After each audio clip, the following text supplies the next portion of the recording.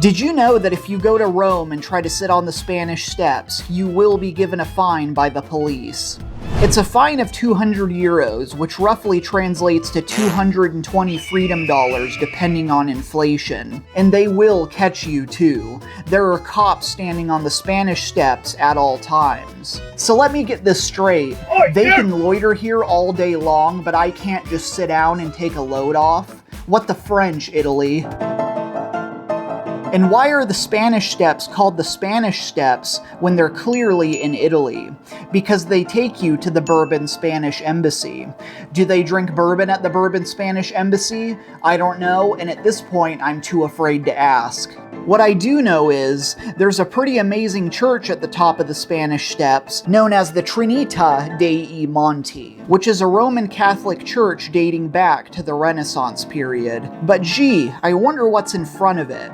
Oh yeah, a gigantic Egyptian obelisk in front of a Catholic church. Once you leave the Spanish Steps, it's only a short walk to the Trevi Fountain. And again, if you try to swim in the Trevi Fountain, you will be fined and you will most likely be roughed up by the police. Don't threaten me with a good time. This is a situation where pictures really don't do it justice. This fountain is absolutely gigantic and you really have to see it to believe it. But at the same time, the amount of people and the amount of selfie sticks here is absolutely frightening. Unless you're an influencer, this place is an absolute nightmare. And if you are an influencer, well, this place will be your wet dream. This guy gets it. He's living his best life in Rome with his gelato. Heck yeah, dude. And of course, no visit to Rome is complete without a visit to the Pantheon, which is called the Pantheon because it used to be filled with a literal pantheon of ancient Roman gods. But nowadays, it serves as a Catholic church. Actually, it's been a Roman Catholic church since 609 CE, which was this many years ago. I mean, really, if you're gonna conquer another nation's gods and prove that your god is the superior god, taking over the Pantheon is definitely one of the top 10 anime betrayals of all time. However, do you have any idea what's in front of the Pantheon? No, come on, just take a wild guess. I'll give you a minute.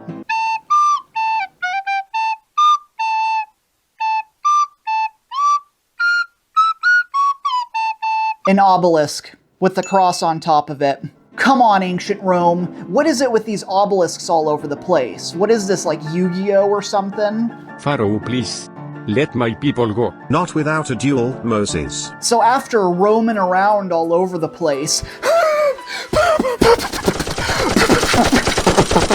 I took a walk to a restaurant with only the finest Italian food. If you're in Italy, or anywhere else for that matter, generally you don't want to go somewhere where they have pictures on the menu or where part of the menu might be in English. These are traps designed to attract hopeless tourists like yourself, so they can trick you into giving them your money. So I guess what I'm trying to say is, if you want top-tier Italian food, you have to go somewhere where the menus basically look like phone books. Just do a terrible job of mispronouncing everything on the menu, and ordering your food in a terrible accent like I did, and everything will be a-okay. Buongiorno. But what's weird about dining at an Italian restaurant as opposed to an American restaurant is how they don't just give you like one big plate of food. Instead, they give you the appetizer, which is usually like bread or something. Then they give you the main course, and then they give you salad. That's right, salad is the finisher, not the appetizer like it is here in the States. And if you want to let people know your food was good, you do this motion. Like you want to shoot yourself in the face. Believe me though, our food was pretty amazing, and it certainly made me feel more Italian than I already am. Buongiorno.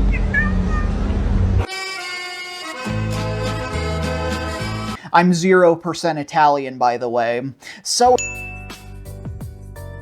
one of my favorite parts about visiting Italy was definitely the Italian coffee. If you try to order coffee though, they usually expect it to drink it.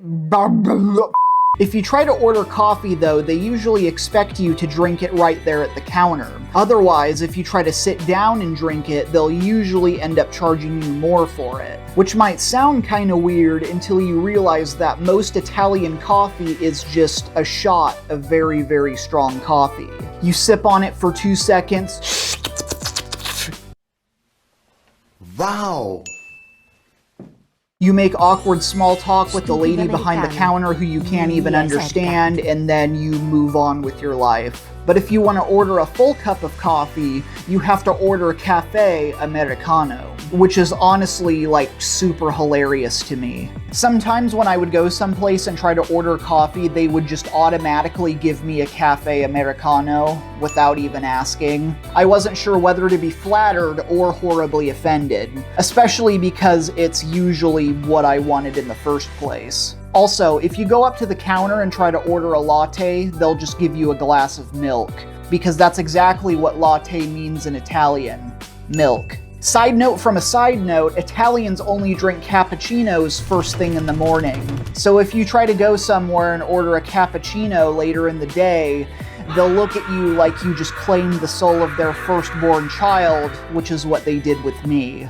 Pizza time. We also passed by the city of Naples, which is the place where pizza was first invented. By and far, the greatest invention of all time. So once upon a time, there was this really smart guy living in Naples who said to himself, Hey, you know what?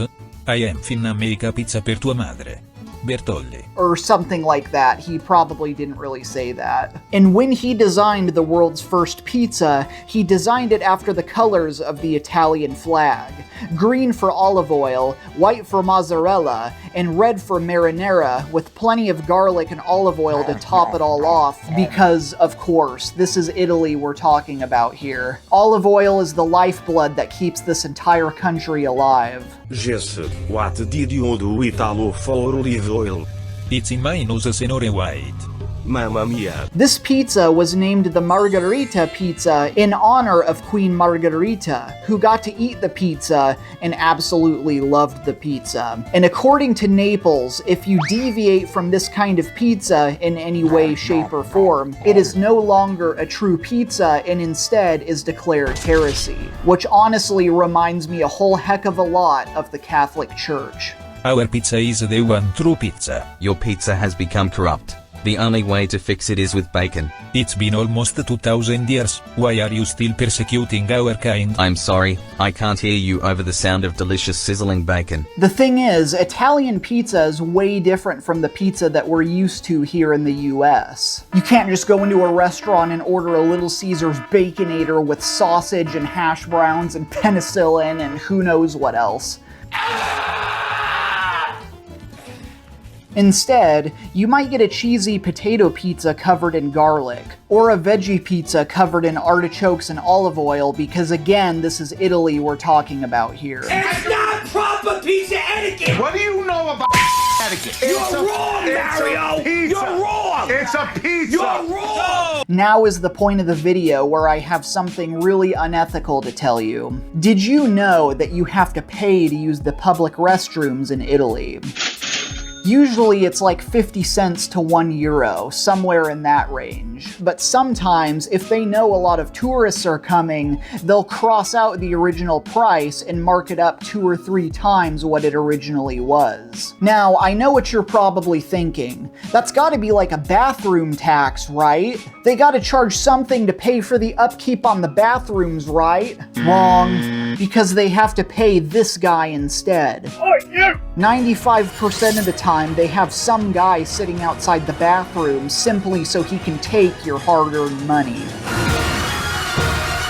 So the money's not actually going towards the public restroom at all. It's going towards this guy, which completely defeats the purpose of having to pay to use the public restroom in the first place.